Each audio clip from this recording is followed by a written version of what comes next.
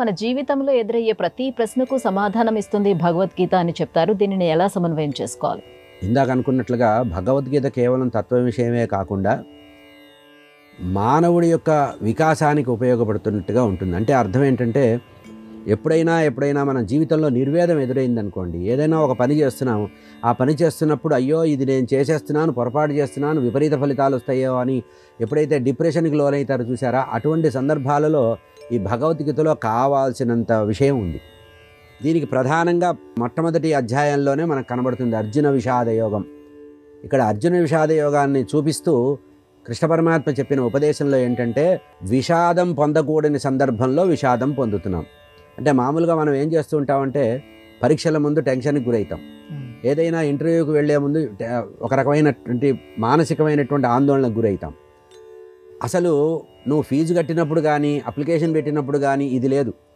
అంటే మనం పని మొదలుపెట్టినప్పుడు ఏ ఉద్దేశం అయితే ఉండదో అది కొనసాగించేటప్పటికు అసలైన సమయంలో మనకి వచ్చేస్తుంది. పరీక్ష హాల్లో క్వశ్చన్ పేపర్ ఇవ్వగానే ఎట్లా అయితే మనం ఆందోళన గురవుతామో అర్జునుడు కూడా విషాదానికి గురయ్యాడు. అంతకుముందు కృష్ణ పరమాత్మతో స్వామి అర్జునుడు ఏమో అడిగాడు, ఎట్లా అయినా సరే యుద్ధం జరిగేటట్టు చూడు, ఆ యుద్ధంలో మేము గెలిచేటట్టు చూడు, ధర్మ సంస్థాపన చేసేటట్టు చూడు అని, స్వామి నీదే బాధ్యత, నువ్వేం చెప్తే అది నీట ముంచినా పాల ముంచినా నీదే బాధ్యత అని భగవంతుడి మీదే భారం పెట్టి కర్తవ్యాన్ని నిర్వహించడానికి నేను సిద్ధంగా ఉన్నానని చెప్పి, అంతకుముందు 5 నిమిషాల ముందు ఏమన్నాడు, కృష్ణ నేను యుద్ధం చేయడానికి వచ్చాను, పద ముందుకు పద, ఎవరెవరు ఉన్నారో ఒకసారి చూపించు, ఇక్కడ నిలబడతావేంటవయ్యా, సైన్య మధ్యంలోకి దూసుకుపో అన్నాడు. ఆ కృష్ణ పరమాత్మ ఆశ్చర్యపోయాడు, ఉత్సాహం ప్రదర్శిస్తున్నాడని. అంటే ఆరంభ శూరత్వం పనికిరాదు, కర్తవ్య శూరత్వం ఉండాలి.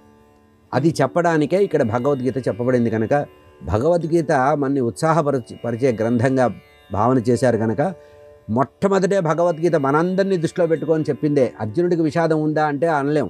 ఎందుకంటే నరనారాయణులు ఇద్దరి యొక్క రూపమే కృష్ణుడు అర్జునుడు. కృష్ణుడు ఎంత భగవత్ స్వరూపమో అర్జునుడు కూడా అంత భగవత్ స్వరూపమే. ధర్మదేవత యొక్క సంతానం వీళ్ళిద్దరు, నరుడు నారాయణుడు. కానీ ఇక్కడ విషాదం ఏమిటంటే మనలాంటి వాళ్ళకి చెప్పడానికి.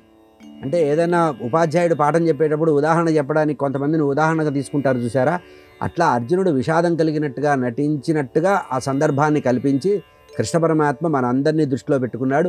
మనందరి జీవితాల్లో ఉండే విషాదం అంతా కూడా పోగొట్టడానికి భగవద్గీత ఉపయోగపడుతుంది. కనుక ఇది ప్రేరణ కలిగించేది, స్ఫురణ కలిగించేది, ఉత్సాహం కలిగించేది. కనుక జీవితంలో ఎప్పుడైనా సమస్యాత్మకమైన పరిస్థితులు వచ్చినప్పుడు, ఇది నేను చేయలేనేమో అని సందిగ్ధం వచ్చినప్పుడు భగవద్గీత తెరిచి భగవద్గీతలో ఉండేటువంటి కర్మయోగాన్ని కనుక చదివినట్లయితే మనం ఏం చేయాలి, మన డ్యూటీ ఏమిటి, మనం చేయవలసిన కర్తవ్యం ఏమిటి, ఈ కర్తవ్యంలో మనం ఎట్లా ముందుకు వెళ్ళగలం, ఎట్లా విజయం పొందగలం అనేటువంటి విషయం చెప్పగలిగే ఏకైక గ్రంథం ప్రపంచంలో ఒక్క భగవద్గీతే.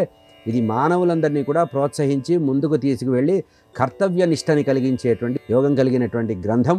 ఇందులో కర్మయోగాన్ని కనుక చదివితే మనం సరైన మార్గంలోకి తీసుకువెళ్ళే అవకాశం భగవంతుడు మనకిస్తాడు.